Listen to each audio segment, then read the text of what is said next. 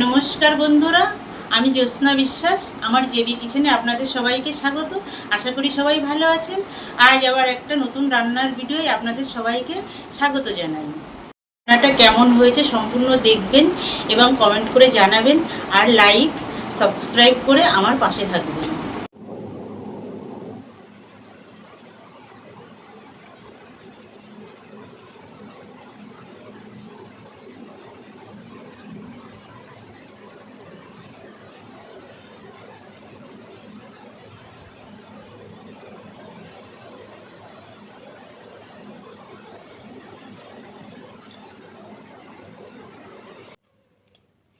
পেঁপের ভাঙাচোরা ব্রেকফাস্ট, তার জন্য আমি একটা পেঁপে নিয়েছি। এই পেঁপেটার খোসা ছাড়িয়ে দানা ফেলে দিয়ে ধুয়ে নিয়ে ফেরত আসছি। দেখুন, আমি পেঁপের খোসা ছাড়িয়ে দানা ফেলে ভালো করে ধুয়ে নিয়েছি। এটা আমি গ্রেট করার পরে আর ধোবো না, তার জন্য ভালো করে ধুয়ে নিয়েছি।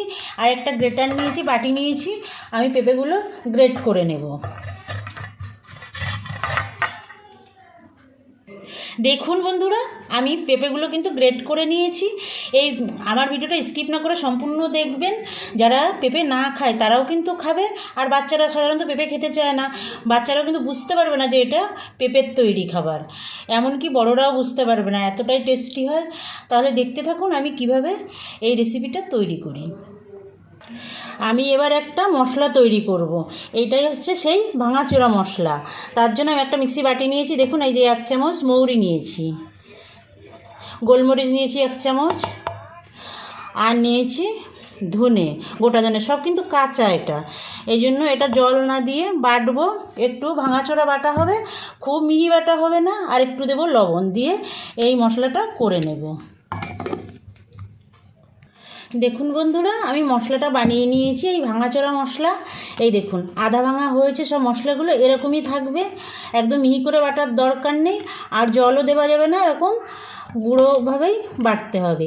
আমি রেখে দেবো এক সাইডে। এবার আমি কিছুটা ময়দা মেখে নেব। তার জন্য দেখুন, আমি এতটা ময়দা নিয়েছি। আপনারা কিন্তু আটাটাও নিতে পারেন, কোনো সমস্যা নেই। আটা ময়দা হাফ হাফ করেও নিতে পারেন। দেখুন, আমি কিছুটা জোয়ান নিয়েছি, এটাকে একটু হাতে ডলে এর মধ্যে দিয়ে দেব।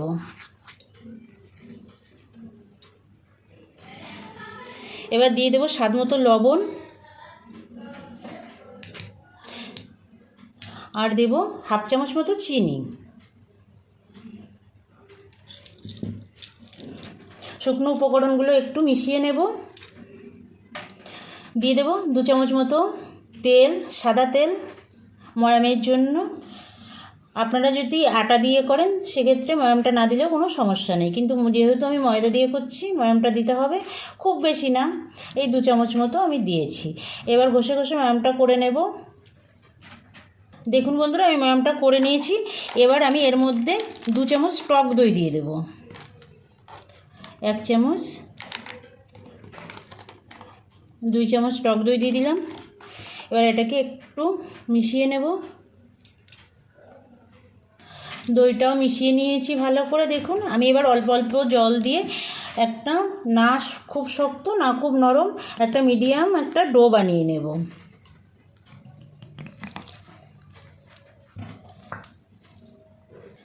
দেখুন, আমি ডোটা মেখে নিয়েছি। এরকম না নরম না শক্ত, এরকম একটা ডো তৈরি করেছি।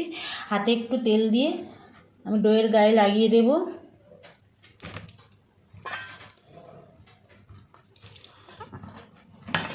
এবার ঢাকা দিয়ে এক সাইডে রেখে দেব। চলে আসলাম গ্যাসের কাছে। আমি একটা গ্যাসে দেখুন ফ্রাই প্যান বসিয়ে দিয়েছি। দিয়ে দেবো 2 চামচ মতো সাদা তেল। আমি এটা সাদা তেলে করছি, আপনারা চাইলে সরষের তেল, ঘি, বাটারেও করতে পারেন, কোনো সমস্যা নেই। সব জায়গায় তেলটা লাগিয়ে দেব। দেখুন, তেলটা গরম হয়ে গেছে। এবার আমি এই যে ভাঙাচোরা মশলাটা আমি দিয়ে দেব। তেলটা কিন্তু খুব গরম করা যাবে না, তাহলে এটা দেওয়ার সঙ্গে সঙ্গে পুড়ে যাবে। সামান্য একটু গরম হলেই দিয়ে দিতে হবে মশলাটা।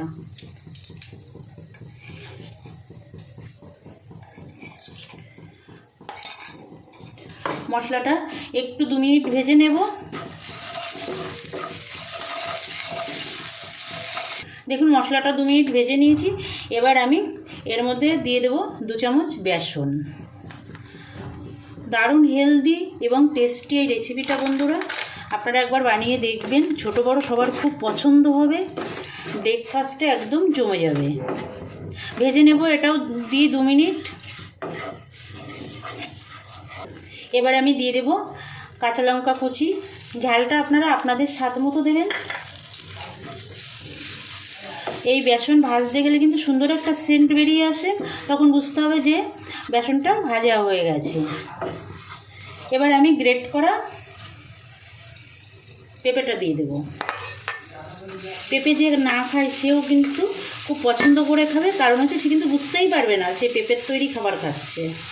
তার জন্য পেঁপে বাচ্চাদের এইভাবে আপনারা খাওয়াতে পারেন খুব সহজে। মিশিয়ে দেব।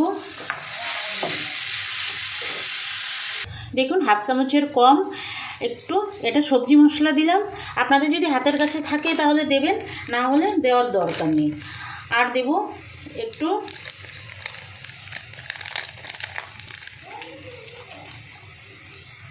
জিরে গুঁড়ো, হলুদ দেব একটু,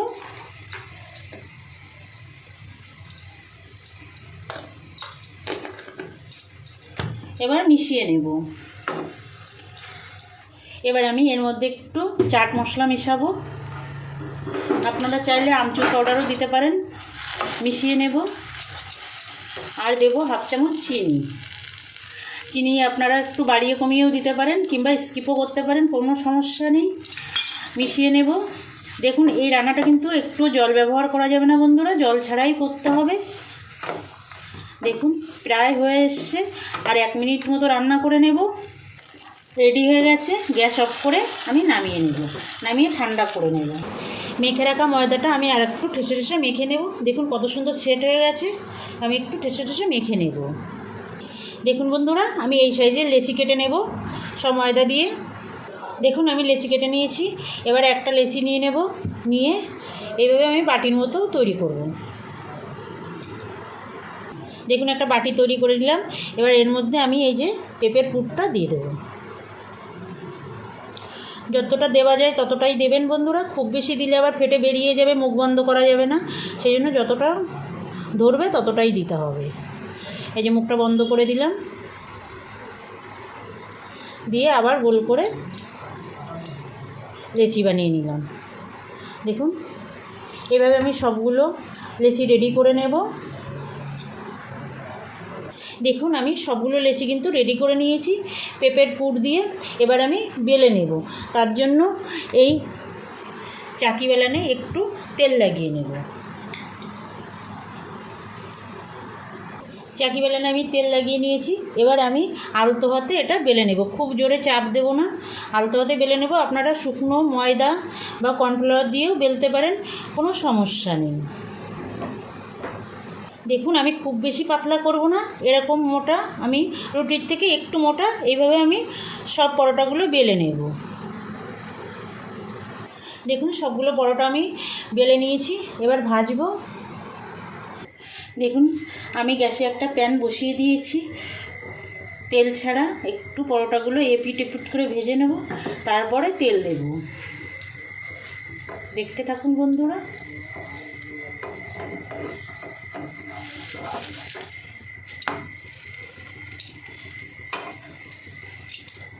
দেখুন এপিট ওপিট করে ভেজে নিয়েছি। এবার আমি 1 চামচ তেল দিয়ে দেবো। বেশি তেল লাগবে না, 1 চামচেই হয়ে যাবে। আপনারা কিন্তু এটা তেলের পরিবর্তে ঘি কিংবা বাটার দিয়েও ভেজে নিতে পারেন, তাহলে কিন্তু স্বাদ আরও বেশি ভালো হবে। এবারে ভালো করে ঘুরিয়ে ঘুরিয়ে ভেজে নিতে হবে। দেখুন কত সুন্দর হচ্ছে।